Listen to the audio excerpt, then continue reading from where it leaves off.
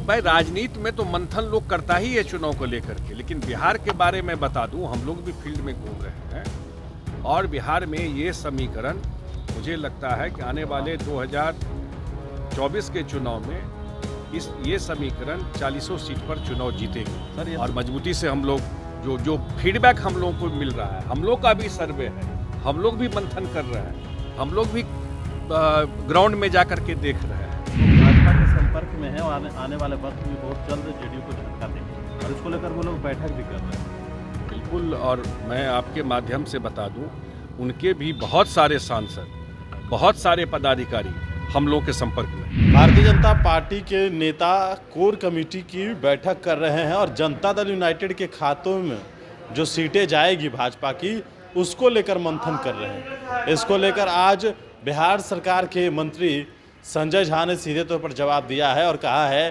कि आने वाले वक्त में भारतीय जनता पार्टी के भी कई सांसद और पदाधिकारी हमारे संपर्क में हैं और वो जल्द भारतीय जनता पार्टी को झटका देंगे।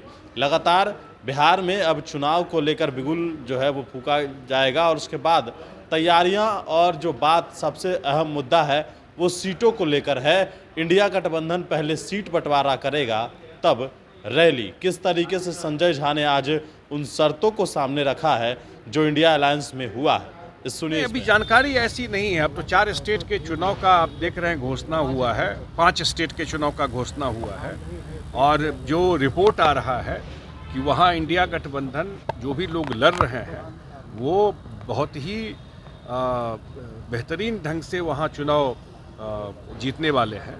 और इंडिया गठबंधन में आगे जो मीटिंग तय होगा, जो कोऑर्डिनेशन कमेटी है इंडिया गठबंधन की, वो तय करेगी कि कहाँ पर इसका एक पब्लिक कार्यक्रम भी होना है, रैली भी होना है, कार्यक्रम होना है। क्या रैली सबसे पहले पटना में होगा? नहीं, ये सब कुछ तय नहीं है। अभी कोई चीज़ तय नहीं है। अभी तो आ गया स्टेट का चुनाव, अब तो बहुत लोगों का फोकस स्टेट चुनाव पे हो जाएगा। लेकिन ये बात चल रही थी कि 5-7 जगह, 4-5 जगह जो है अलग अलग रीजन में एक कार्यक्रम का, अभी उसका कोई मॉडलिटीज तय नहीं है। लेकिन मुझे लगता है कोऑर्डिनेशन कमेटी जल्दी ही इस पर फैसला लेगी। चुनाव के बाद सीट सेलिंग की बात होगी।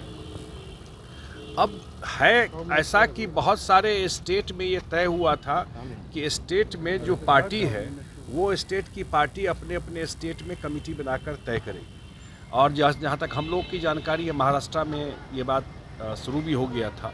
तो बैकरूम में तो बहुत सारा डिस्कशन बहुत जगह चल भी रहा होगा और ये उम्मीद करता है कि जो मुख्यमंत्री जी की इच्छा रही हमेशा कि भाई सीट शेयरिंग जल्दी फाइनल कर लीजिए और तब ये रैली का काम कीजिए, तब अभियान का बात कीजिए। तो उस डायरेक्शन में रैली वगैरह तो तभी होना चाहिए। जो हम लोगों का मानना है कि जब सीट शेयरिंग का बात मेजोरिटी जगह पर सीट शेयरिंग का बात हो। बिहार में क्या सीट शेयरिंग को लेकर बातें हो रही हैं? अभी जल्दी हो जाएगी। मुझे लगता है कि जो पार्टी है उसमें ज़रूर डिस्कशन चल रहा होगा और फॉर्मल डिस्कशन हो करके कोई दिक्कत नहीं होगी। बीजेपी के पास, आप लोगों के पास जो सीट है उसको लेकर बीजेपी के लोग लगातार मंथन कर रहे हैं। अब भाई राजनीति में तो मंथन लोग करता ही है चुनाव को लेकर के, लेकिन बिहार के बारे में बता दूं, हम लोग भी फील्ड में घूम रहे हैं और बिहार में ये समीकरण मुझे लगता है कि आने वाले 2024 के चुनाव में ये समीकरण 40 सीट पर चुनाव जीतेगी। और मजबूती से हम लोग जो फीडबैक हम लोगों को मिल रहा है, हम लोग का भी सर्वे है, हम लोग भी मंथन कर रहे हैं, हम लोग भी ग्राउंड में जाकर के देख रहे हैं, तो लोगों का मन केंद्र से फट चुका है। ये बात जरूर बता देता हूँ। बिहार की बात तो मैं कह सकता हूँ आपको कि जो देख रहे हैं, जो भी दौरा हो, अब बताइए ना, दौरा जा करके 2 ही दिन में धरना खत्म कर दिया एम्स के लिए, है ना सामने में, अब फिर बात करना बंद कर दिया। तो बिहार को मिला क्या है केंद्र से?